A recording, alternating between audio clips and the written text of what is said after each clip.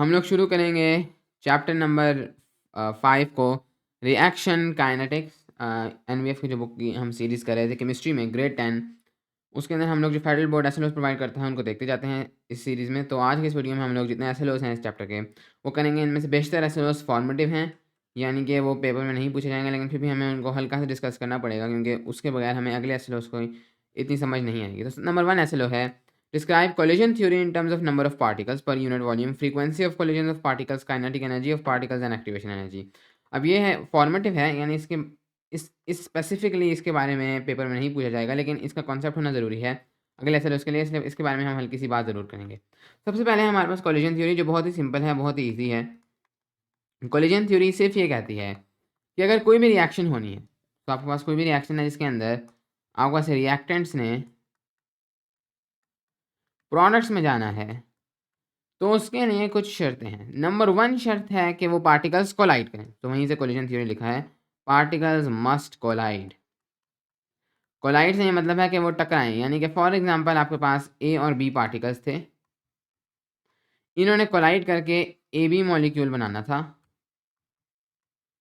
तो ये मॉलिक्यूल ऐसा नहीं कि दूर से ही बन जाएगा, इन दोनों को एक दूसरे से टकराना पड़ेगा। अब ये टकराएंगे कैसे? क्योंकि पार्टिकल्स हमेशा काइनेटिक थ्योरी से हमें पता है कि हमेशा रैंडमली मूव कर रहे होते हैं, उनको इसकी काइनेटिक एनर्जी मूव करने की उधर से मिलती है टेम्परेचर से। तो ये हर वक्त मूव कर रहे होते हैं, तो ऑफकोर्स ये ऐसे मूवमेंट्स आते हैं जब ये एक दूसरे की तरफ आएँ, टकराएं और फिर वापस चले जाएँ। तो इन केस नंबर 1 आपके पास कंडीशन ये है कि उनको कोलाइड करना पड़ेगा। सेकंड, आपके पास कुछ सक्सेसफुल कोलिजन होंगी और कुछ अनसक्सेसफुल होंगी, यानी कि एक कंडीशन आपके पास और ये है कि करेक्ट ओरिएंटेशन हो। सो करेक्ट ओरिएंटेशन, यानी ओरिएंटेशन से मुराद है उनकी सिम। तो फॉर एग्जांपल अगर आपके पास दो रिएक्टेंट्स टकराते हैं तो वो ठीक तरीके से टकराएं। ऐसा ना हो कि वो फॉर एग्जांपल आपके पास इसकी एग्जांपल इस तरह से दी जा सकती है कि अगर आपके पास ये ए बी है और मे बी आपके पास एक और मॉलिक्यूल है सी डी का, जस्ट एज एन एग्जांपल, इन दोनों ने टकराना है और इन दोनों ने आपके पास फॉर्म करना है, फॉर एग्जांपल आपके पास मॉलिक्यूल फॉर्म करने हैं ए डी और सी बी फॉर एग्जांपल। लेकिन ये टकरा इस तरह से रहे हैं कि ए जो है वो सी के साथ जा रहा है, जो कि पॉसिबल नहीं, और जो आपके पास बी है वो डी के साथ जा रहा है। तो इस तरीके से इनकी ओरिएंटेशन गलत है। जस्ट एज एन एग्जांपल कि आपके पास जब वो कोलाइड करें तो उनकी ओरिएंटेशन भी ठीक होनी चाहिए, तब जाके वो कोलिजन सक्सेसफुल होगी। अगर तो वो कोलिजन सक्सेसफुल नहीं होती, ये इस तरह से आ रहे थे, तो हो सकता है कि अगर कोलिजन सक्सेसफुल नहीं है इसी तरह से वापस चले जाएँ, एक दूसरे से टकराएँ और फिर वापस चले जाएँ, अगर ओरिएंटेशन ठीक नहीं होगी। और जब ये दोनों कंडीशंस ठीक हो जाएंगी तो उसके बाद एक तीसरी कंडीशन ये है कि उनके पास इनफ एनर्जी हो, और ये इनफ काइनेटिक एनर्जी की बात हो रही है, यानी उनकी जो काइनेटिक एनर्जी है वो इतनी ज़ोर से टकराएं कि उनके पास इनफ एनर्जी मौजूद हो एक दूसरे से टकराने के। जो आपके पास मिनिमम एनर्जी है, काइनेटिक एनर्जी जो पार्टिकल्स के पास होनी चाहिए किसी रिएक्शन के लिए, उसको हम लोग कहते हैं एक्टिवेशन एनर्जी, यानी कि इस एनर्जी के बाद आपके पास जो है पार्टिकल्स रिएक्ट कर सकेंगे। किसी भी रिएक्शन के लिए उनके पार्टिकल्स के पास कुछ मिनिमम काइनेटिक एनर्जी होनी ज़रूरी है, उससे वो जो है कोई भी रिएक्शन कर सकेंगे, कोई सक्सेसफुल कोलिजन होगी, उसके उस एनर्जी को हम लोग कहते हैं एक्टिवेशन एनर्जी। तो पार्टिकल्स की जो काइनेटिक एनर्जी है that must be greater than और equal to the activation energy in order for any reaction to happen. अब ये क्यों होना चाहिए? तो इसका रीज़न है पार्टिकल्स की इंटरनल केमिकल पोटेंशियल एनर्जी के साथ। तो इसके बारे में डिटेल्स है, चूँकि ये फॉर्मेटिव है, अभी इसके इतनी डिटेल में जाने की ज़रूरत नहीं है, लेकिन इस बारे में डिटेल्स है एक और वीडियो में मैंने एक्सप्लेन किया है, तो उसकी लिंक मैं नीचे डिस्क्रिप्शन में डाल दूँगा। लेकिन एनीवेज़, ये हमारे पास बेसिक कोलिजन थ्योरी है। अब इस सेशन में वो कहते हैं describe collision theory in terms of number of particles per unit volume, frequency. सबसे पहले number of particles per unit volume. अब कोलिजन थ्योरी को एक्सप्लेन करने के बाद हमने रेट ऑफ रिएक्शन की यहाँ पर बात करनी है, यानी रिएक्शन कितनी स्पीड से होगी। नंबर 1 जो इसके अंदर क्राइटेरिया होगा number of particles per unit volume का, यानी कि अगर आपके पास पार्टिकल्स कोलाइड कर रहे हैं तो एक यूनिट वॉल्यूम में मे बी वो 1 लीटर्स हैं या 1 मिली लीटर्स है, एक यूनिट वॉल्यूम में हमारे पास कुछ पार्टिकल्स होंगे। तो अगर तो ये पार्टिकल्स दो कंडीशन है, एक में पार्टिकल्स सेम रिएक्टेंट्स से ज़्यादा हैं किसी तरीके से और एक में कम है, तो of course rate of reaction उस वाली कंटेनर में या वहाँ पर ज़्यादा होगा जहाँ पर number of particles per unit volume ज़्यादा होंगे, क्योंकि जब ये ज़्यादा होंगे तो ज़्यादा चांस है किसी कोलिजन का, ज़्यादा चांस है आपकी रिएक्शन का। तो इसका मतलब ये हुआ कि जितने ज़्यादा आपके पास number of particles per unit volume होंगे, एक वॉल्यूम में, खास वॉल्यूम में जितने ज़्यादा पार्टिकल्स आप ला सकेंगे, उतने ज़्यादा तेज़ी से वो रिएक्शन होगा। उसकी एक्टिवेशन एनर्जी पर कोई फ़र्क नहीं पड़ेगा, लेकिन वो उतनी तेज़ी से उसका रेट बढ़ जाएगा। सो नंबर 1 ये है। नंबर 2 है frequency of collisions of particles. तो ये इसी चीज़ की एक दूसरी बात है कि ये वाली इसमें हमारे पास ज़्यादा रिएक्शन का रेट इसलिए है क्योंकि यहाँ पर कोलिजन ज़्यादा हो रही हैं। तो ये उसी को हमने एक दूसरे तरीके से देख रहे हैं कि अगेन जब कोलिजन ज़्यादा होंगी, जिसका एक तरीका ये है कि आप नंबर ऑफ़ पार्टिकल्स बढ़ा दें। इसका एक और तरीका भी है कि आप टेम्परेचर को बढ़ा दें, तो उससे इनकी स्पीड बढ़ जाएगी। ये टकराना शुरू कर देंगे, वॉल्यूम फिक्स्ड है, तो फिर उसकी वजह से रिएक्शन का रेट बढ़ जाएगा क्योंकि इनकी स्पीड बढ़ गई है, तो अगेन कोलिजन ज़्यादा होंगी। तो कोलिजन ज़्यादा होने के कई तरीके हैं कि ये कि आप नंबर ऑफ़ पार्टिकल्स बढ़ा दें, कि हो सकता है कि आप टेम्परेचर बढ़ा दें, वॉल्यूम को फिक्स रखें। लेकिन फ्रीक्वेंसी ऑफ कोलिजन भी जब ज़्यादा होगी तो of course automatically rate of reaction ज़्यादा होगा। काइनेटिक एनर्जी ऑफ पार्टिकल्स, तो जितनी ज़्यादा पार्टिकल्स की काइनेटिक एनर्जी होगी, अगेन उससे फ्रीक्वेंसी ऑफ कोलिजन्स बढ़ेगी, तो ऑटोमेटिकली उससे आपका रेट ऑफ रिएक्शन बढ़ेगा। उतनी ज़्यादा मिनिमम से भी ज़्यादा है तो और ज़्यादा इनफ एनर्जी है कि वो टकराने के बाद भी बाकी जो हैं वो ज़्यादा तेज़ी से टकरा सकें और ज़्यादा रेट ऑफ रिएक्शन हो। एंड देन एक्टिवेशन एनर्जी को भी डिस्क्राइब करें तो उसको हमने ऑलरेडी डिस्क्राइब कर दिया है। तो उसकी एक्टिवेशन एनर्जी की सबसे बेसिक डेफिनेशन ये है कि it is the minimum amount of kinetic energy particles must have for a successful collision. Okay, हम लोग बढ़ेंगे नेक्स्ट एसएलओ की तरफ, although this is formative. Next है हमारे पास SLO state that catalyst increases the rate of reaction, provides alternate pathway with lower activation energy and remains unchanged at the end of a reaction. So this one is also formative. अलबत्ता ये इसमें कोई बड़ी बात नहीं हो रही, सिर्फ एक स्टेट वाला एसएलओ है। सिर्फ आपको ये पता होना चाहिए कि कैटलिस्ट आपकी रेट ऑफ रिएक्शन को बढ़ाते हैं, एक नया पाथवे बनाकर आपकी एक्टिवेशन एनर्जी को कम करते हैं और एंड में वो ख़त्म नहीं होते। इससे कहना ये सिर्फ ये चाह रहे हैं कि कैटलिस्ट आपके पास एक ऐसा सब्सटेंस होता है जो आपकी जो रिएक्शन है उसको मज़ीद तेज़ करता है, वो जल्दी होती है। कैसे? ये आपकी एक्टिवेशन एनर्जी को लोअर करता है। सो लोअर्स एई, सो एक्टिवेशन एनर्जी को लोअर करता है। कैसे? ये एक नया तरीका बना देता है उनकी रिएक्शन का। पहले वो जिस तरीके से रिएक्ट कर रहे थे उसमें एक्टिवेशन एनर्जी ज़्यादा थी क्योंकि ट्रांजिशन स्टेट को केमिकल पोटेंशियल एनर्जी ज़्यादा चाहिए थी, जैसे मैंने एक अलग वीडियो में डिस्क्राइब किया है। लेकिन कैटलिस्ट ने एक नया तरीका बना दिया उनकी रिएक्शन का जिसमें एक्टिवेशन एनर्जी एक्चुअली में कम हो गई। तो इससे जब एक्टिवेशन एनर्जी कम हो गई, कम काइनेटिक एनर्जी पर ही वो रिएक्शन कर जाएंगे, तो ऑटोमेटिकली आपके पास जो रेट ऑफ रिएक्शन है वो बढ़ जाएगा। तो ये कैटलिस्ट का ये काम है। एंड कैटलिस्ट की खास बात ये है कि it remains unchanged at the end of a reaction. तो ये रिएक्शन में पार्ट नहीं लेगा। फॉर एग्जाम्पल आप एक रिएक्शन कर रहे थे, आपने उसके अंदर कैटलिस्ट डाला, मे बी दिस थिंग, जब रिएक्शन खत्म हो जाएगी ये बिल्कुल उसी की तरह रहेगा, आप इसको दोबारा से यूज़ कर सकते हैं। तो ये कोई इसके अंदर पार्ट नहीं डाला, ये कोई यूज़ अप नहीं हो रहा है, ये वहीं पर है, बस इसकी वजह से एक नया काम हो गया और रिएक्शन तेज़ी से होगी। Okay, but this is formative. Then I describe the physical parameters that may be affected by the rate of reaction, including change in mass, temperature and formation of gas. तो वो physical parameters बताएं जो कि affect हो सकते हैं rate of reaction की वजह से। अब यहाँ पर एनबीएफ वालों ने गलती की है, उन्होंने क्या कर दिया, उन्होंने इसको उल्टा कर दिया है। उन्होंने रेट ऑफ रिएक्शन के ऊपर असर बता दिया है फिजिकल पैरामीटर्स का, जबकि यहाँ पर उल्टा है एसएलओ में, तो उनको पढ़ने में गलती हुई है। हमें बताना है फिजिकल पैरामीटर्स के ऊपर असर रेट ऑफ रिएक्शन का, तो हम लोग यहाँ पर ठीक चीज़ ही बताएंगे। तो यहाँ पर वही सिर्फ ये कहना चाह रहे हैं कि सबसे पहले चेंज इन मास, कि मास पर नंबर 1 है मास पर क्या असर पड़ेगा। मास एक फिजिकल पैरामीटर है किसी भी ऑब्जेक्ट का, इस पर क्या असर पड़ेगा रेट ऑफ रिएक्शन का। एनबीएफ वालों ने ये कर दिया है कि मास रेट ऑफ रिएक्शन पर क्या असर डालेगा, जबकि उल्टा ये है कि मास पर रेट ऑफ रिएक्शन का क्या असर पड़ेगा इस खास एसएलओ में। तो मास पर रेट ऑफ रिएक्शन का क्या असर पड़ेगा इफ़ द रिएक्शन जो है, रिएक्शन मोस्ट रिएक्शन में आप गैस को अब्जॉर्ब करते हैं या रिलीज करते हैं, मोस्ट रिएक्शन में। तो अगर तो आप गैस को अब्जॉर्ब करते हैं तो फिर तो आपका मास इंक्रीज होगा। तो ये चेंज इन मास है, ये एक फिजिकल पैरामीटर का इफेक्ट है। लेकिन अगर तो गैस रिलीज होती है, जो मोस्ट केसेस में होता है रिएक्शन में, तो आपका जो मास है प्रोडक्ट का वो कम होगा। Okay, so for example release gas की गुड एग्जांपल है जब फॉर एग्जांपल आपके पास जिंक रिएक्ट करता है with for example N acid hydrochloric acid, तो ये आपके पास प्रोड्यूस करता है हाइड्रोजन गैस और जिंक क्लोराइड। तो ये है आपके पास आपकी रिएक्शन। तो इससे आपके पास गैस जो है वो रिलीज़ होती है और आपके जो सो यहाँ पर हमारे पास एक गैस रिलीज़ हो रही है, दिस H2 गैस। सो हमारे पास जो फाइनल जिंक क्लोराइड का मास होगा that will be less than ये जिस चीज़ से हम शुरू हुए थे। तो जितना रेट ज़्यादा होगा उतना ही ज़्यादा तेज़ी से मास कम होगा, या अगर इसका उल्टा है गैस अब्जॉर्ब होगी तो तेज़ी से मास बढ़ेगा। फॉर एग्जांपल इसी रिएक्शन को जब मैं परफॉर्म कर रहा था, मैंने यहाँ पर जिंक लिया, मैंने यहाँ पर एसिड लिया और मैं नीचे कोई वेटिंग मशीन रखी हुई थी। तो मैं विद टाइम देखूंगा कि जैसे जैसे यहाँ से गैस वेपर की सूरत में ये बनती जाएगी और ऊपर जाती जाएगी, यहाँ से भागती जाएगी, मतलब बबल अप करती जाएगी, तो यहाँ पर मास कम होता जाएगा क्योंकि ओवरऑल मास कम हो रहा है। हाँ, जितना रेट ऑफ रिएक्शन ज़्यादा होगा, जितना फॉर एग्ज़ाम्पल मेनली टेम्परेचर ज़्यादा होगा, टेम्परेचर से सबसे ज़्यादा रेट ऑफ रिएक्शन बढ़ता है क्योंकि आपके पास पार्टिकल की काइनेटिक एनर्जी बढ़ जाती है, फ्रीक्वेंसी ऑफ कोलिजन्स बढ़ जाती है। जितना रेट ऑफ रिएक्शन ज़्यादा होगा, ऑटोमैटिकली उतना ही आपके पास जो है वो मास कम होता जाएगा और तेज़ी से आप देखेंगे कि मास गिर रहा है। तो रेट ऑफ रिएक्शन का एक बहुत बड़ा फ़र्क होता है, मास पर अगर गैस अब्ज़ॉर्ब हो या गैस रिलीज़ हो तो। नेक्स्ट है आपके पास, तो ये तो नंबर 1 था change in mass, right? First जो आपके पास इफ़ेक्ट आ सकता है रेट ऑफ रिएक्शन का। देन है टेम्परेचर, क्या टेम्परेचर पर कोई फ़र्क पड़ेगा रेट ऑफ रिएक्शन से? तो बिल्कुल पड़ेगा and this happens in thermo इनको हम लोग कहते हैं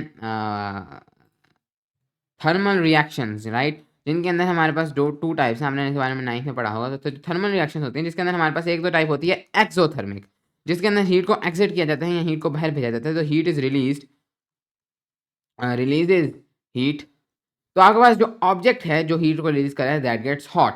हाँ, ये मुझे में पहले कन्फ्यूजन थी कि अगर कोई ऑब्जेक्ट अपने अंदर से हीट को रिलीज कर रहा है तो वो गर्म कैसे हो रहा है। तो ये चीज़ समझने की जरूरत है, जब कोई ऑब्जेक्ट अपने अंदर से हीट को रिलीज कर रहा है तो वो बाहर ही आ रही है, तो वो ऑब्जेक्ट गर्म हो रहा है। हाँ, ये जो हीट रिलीज हो रही है उसके अंदर जो एटम्स हैं उनके अंदर जो बॉन्ड्स हैं उधर से रिलीज हो रही है।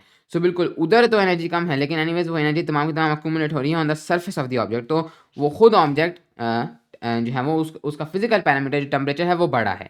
सो एनीवेज इन एक्सो जहाँ पर हीट रिलीज होगी वो उस ऑब्जेक्ट के ऊपर आ जाएगी तो वहाँ पर उसका टेम्परेचर बढ़ेगा। इन एंडो जब वो हीट अपने अंदर लेगा, यानी इर्द गिर्द जो उसको गर्म कर रही थी जगह उससे हीट अंदर ले लेगा और इर्द गिर्द जो है तो फिर वो ठंडा हो जाएगा।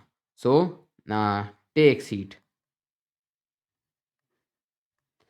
टेक हीट जब वो अपने अंदर हीट लेगा तो वो ठंडा हो जाएगा। ये मुझे पता है आपको अजीब लगेगा, वो अपने अंदर हीट ले रहा है उसे गर्म होना चाहिए, लेकिन जो ये हीट अपने अंदर ले रहा है ये वो ऑब्जेक्ट गर्म नहीं हो रहा है इससे, बल्कि उसके नए जो है वो एटम्स वगैरह बन रहे हैं।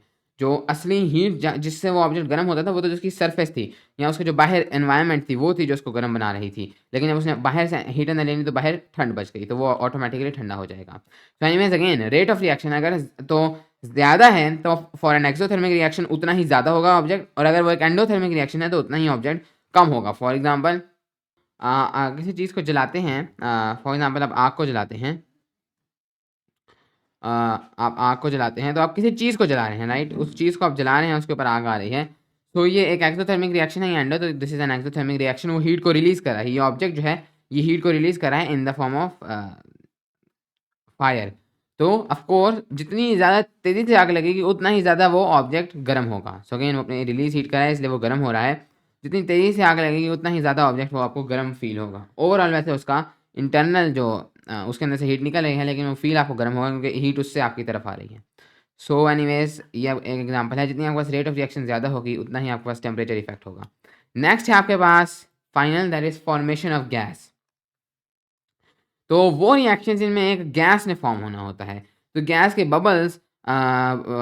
बबल्स फॉर्म होते हैं। और अगेन ये बहुत ही सिंपल है, जितना रेट ऑफ रिएक्शन ज़्यादा होगा उतना ही आपके पास गैस, ऐसी रिएक्शन में जहाँ गैस फॉर्म हो रही है ज़्यादा फॉर्म होगी। फॉर एग्जांपल दिस रिएक्शन जहाँ पर फॉर्मेशन ऑफ गैस है, जितनी ज़्यादा रिएक्शन का रेट होगा उतनी ही ज़्यादा गैस के बबल्स फॉर्म होंगे। So anyways this was very simple. Next ऐसे लो interpret data including graphs for investigating rate of reaction। सो ये बहुत ही सिंपल है, यहाँ पर आपने कुछ डाटा को इंटरप्रेट करना है जिसके अंदर आपने रेट ऑफ रिएक्शन जो है उसको इन्वेस्टिगेट करना है। कैसे? This is very simple. आपने रेट ऑफ रिएक्शन क्या है कि कोई भी रिएक्शन है जिसकी स्पीड है उसको मेजर हम लोग करते हैं using this formula concentration over time. तो आपके पास एक आपका रिएक्टेंट था, उसकी ये कॉन्सेंट्रेशन थी, कुछ देर के बाद उसकी ये, तो ये this is change in concentration. Okay, so this is delta C, change in concentration over time. तो आपके पास जो आपका रिएक्टेंट था उसकी कॉन्सेंट्रेशन कम हो गई, तो आप कहते हैं कि जितनी कॉन्सेंट्रेशन कम हुई है उसको टाइम पर डिवाइड कर दो। Of course that is the rate, speed, कि कितनी स्पीड से वो कम हुई है। तो कॉन्सेंट्रेशन में ही हम इसको नापेंगे।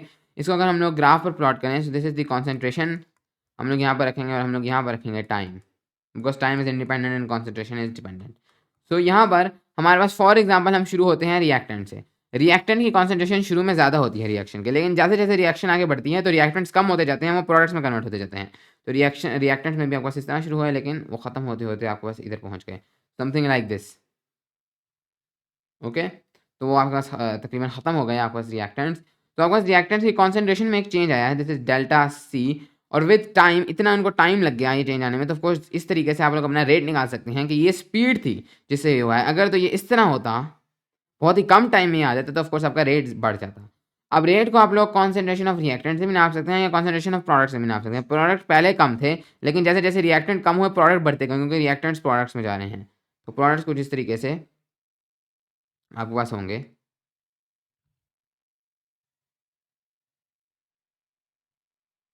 Something like this. So again इस प्रोडक्ट्स की भी आप कॉन्सेंट्रेशन से नाप सकते हैं, क्योंकि आंसर आपके पास सेम आएगा। फॉर एग्जांपल आप किसी टाइम इंटरवल को लेते हैं, आप लोग लेते हैं यहाँ से लेकर फॉर एग्जांपल यहाँ तक का टाइम, तो इसके अंदर जो कॉन्सेंट्रेशन बढ़ी है प्रोडक्ट्स की, वो सेम वही कॉन्सेंट्रेशन है जो कम हुई है रिएक्टेंट्स की, क्योंकि रिएक्टेंट्स ही प्रोडक्ट्स में कन्वर्ट हो रहे हैं। तो आप कॉन्सेंट्रेशन किसी की लेने, रेट हमेशा सेम आएगा, बस साइन में डिफरेंट होगा। रिएक्टेंट्स के केस में वो नेगेटिव में होगा, क्योंकि डेल्टा जो है वो नेगेटिव में है, जबकि प्रोडक्ट्स के केस में वो पॉजिटिव में होगा। बट रेट की जो एक्चुअल मैग्नीट्यूड है वो सेम रहेगा। But rate of reaction is this. तो यहाँ पर जो वो कहते हैं interpret data including graphs for investigating rate of reaction. तो आपने ग्राफ्स को एक्चुअली में इंटरप्रेट करना है रेट ऑफ रिएक्शन समझने के लिए। अब ये बेसिक आपके पास मैंने आपको ग्राफ ड्रॉ करके दिया, लेकिन मोस्ट केसेस में आपको इस तरह का ग्राफ दिया जाएगा कि रिएक्टेंट्स आपको बना दिए। Reactants are the most common way इसको मेजर करने के लिए। तो यहाँ पर उन्होंने आपको लिख दी कॉन्सेंट्रेशन, बल्कि यहाँ पर आपके पास प्रोडक्ट्स भी हो सकते हैं, कुछ भी हो सकते हैं। फॉर एग्जाम्पल यहाँ पर हमारे पास प्रोडक्ट्स हैं, तो कुछ इस तरीके का आपको एक ग्राफ दिया जाएगा कि भाई पहले प्रोडक्ट्स बहुत कम थे, फिर वो बहुत ज़्यादा बढ़ गए। आमतौर पर प्रोडक्ट्स को यूज़ किया जाता है रिएक्टेंट्स के बजाय। तो कुछ इस तरीके से हमारे पास ये एक कर्व बन गई, हर के लिए कर्व डिफरेंट होगी। तो आपको वो दिखाएंगे कि कैसे कुछ इस तरह की आमतौर पर कर्व होती है कि कैसे आपका जो स्लोप है that will be your rate and specific point. तो ये जो हमने पहले रेट निकाला था, this was an average rate, कि ओवरऑल आपका जो रेट है वो आपने निकाली है। लेकिन अगर आपने इंस्टेंटेनियस रेट निकालना है या इंस्टेंटेनियस स्पीड भी जिसको आप कह सकते हैं, कि हर पॉइंट पर आपका क्या क्या रेट था, तो आप इसके स्लोप्स निकाल सकते हैं। आप अगर एक टेंजेंट ड्रॉ करेंगे जो मैथ्स में हम करते हैं, और थ्रू आप इसका रेट निकाल देंगे एट डिफरेंट पॉइंट्स। सो एक तो हो गया आप इसका इंस्टेंटेनियस रेट निकालेंगे, या अगर आप इस ओवरऑल जो रिएक्शन हुई है उसका एक एवरेज रेट निकालना चाहते हैं, तो ऑफकोर्स आप डायरेक्ट कॉन्सेंट्रेशन लेकर टाइम से डिवाइड कर दें तो एवरेज रेट आ जाएगा। लेकिन अगर इंस्टेंटेनियस निकालना है तो आप इस ग्राफ के साथ एक टेंजेंट ड्रॉ करके उसका स्लोप निकालेंगे, that will be your rate, because slope is consent y axis divided by x axis. Okay, और रेट जो है आप देखेंगे कि विद टाइम जो है वो कम होता है। So rate of reaction decreases with time. क्यों? क्योंकि विद टाइम, फॉर एग्जांपल अगर हम लोग प्रोडक्ट्स की बात करें, तो विद टाइम आपके पास जो प्रोडक्ट्स आ रहे हैं, क्योंकि आपके पास रिएक्टेंट्स कम हो रहे हैं, तो आपके पास विद टाइम जैसे हमने देखा रिएक्टेंट्स जो है वो कम हो रहे हैं, तो number of particles per unit volume कम हो रहे हैं, या जो कोलिजन हैं वो कम हो रही हैं। सो विद टाइम आपके पास जो रेट ऑफ रिएक्शन है वो कम होता जाता है। शुरू में वो काफ़ी ज़्यादा था, लेकिन विद टाइम आप देखते हैं कि स्लोप इसकी थोड़ी इस तरफ जा रही है, इधर से इस तरफ जा रही है। तो स्लोप इसकी थोड़ा इसकी स्लोप कम हो रही है, या इसका रेट ऑफ रिएक्शन कम हो रहा है। ओके, हम लोग चलेंगे नेक्स्ट SLO की तरफ। So next SLO है explain the effect on rate of reaction of changing concentration of reactant, pressure of gases, surface area of solids, temperature, pressure, presence of catalyst using collision theory. This is formative, but इसको हल्का सा मैं बात करूँगा। तो ये असल में अब पिछले वाले SLO का उलट है कि अब हमने ये बताना है कि रेट ऑफ रिएक्शन पर क्या असर पड़ेगा बाकी चीज़ों से। पिछले SLO में था बाकी चीज़ों पर क्या असर पड़ेगा रेट ऑफ रिएक्शन से, और NVF वालों ने गलती की। इसमें तो उन्होंने ठीक समझा, लेकिन पिछले वाले को भी उन्होंने इसी तरह से समझ लिया कि रेट ऑफ रिएक्शन पर क्या असर होगा। तो उन्होंने दो हेडिंग्स देकर दोनों में एक में गलत बात बता दी। लेकिन एनीवेज इसमें वो कहते हैं कि रेट ऑफ रिएक्शन पर क्या असर पड़ेगा कॉन्सेंट्रेशन ऑफ रिएक्टेंट चेंज करने का। सिंपल है, number 1 concentration of reactant, formative है लेकिन इस पर हल्की सी बात करते हैं। कॉन्सेंट्रेशन ऑफ रिएक्टेंट जितनी कम करेंगे रेट ऑफ रिएक्शन भी उतना कम होगा, क्योंकि और ये हमने पीछे भी देखा कि विद टाइम कैसे रेट ऑफ रिएक्शन कम होता है, क्योंकि कॉन्सेंट्रेशन ऑफ रिएक्टेंट कम हो रही होती है। आपके पास जो फ्रीक्वेंसी ऑफ कोलिजन है वो कम हो जाएगी। अब कोलिजन इतनी ज़्यादा नहीं होंगी, तो उनमें से ऑफकोर्स कम ही कुछ सक्सेसफुल होती हैं, कुछ अनसक्सेसफुल। लेकिन अब ऑलरेडी जो है कोलिजन्स कम हो जाएंगी, तो ऑटोमेटिकली सक्सेसफुल कोलिजन भी कम हो जाएंगे, रेट ऑफ रिएक्शन कम हो जाएगा। नेक्स्ट है आपके पास प्रेशर ऑफ गैसेस। तो जो रिएक्शन जिनमें गैसेज इन्वॉल्व होंगी, तो उसके अंदर जितना आपके पास जो है वो प्रेशर आप ज़्यादा करेंगे, उतना ही आपके पास रेट ऑफ रिएक्शन भी ज़्यादा होगा। यानी जितना आप प्रेशर कम करेंगे उतना ही आपके पास वो ज़्यादा होगा रेट ऑफ रिएक्शन। क्यों? क्योंकि अगर आप लोग वॉल्यूम टेम्परेचर को कांस्टेंट रख दें, तो आपका जो वॉल्यूम है that is directly proportional to your pressure, अगर आप टेम्परेचर को कांस्टेंट रख दें तो।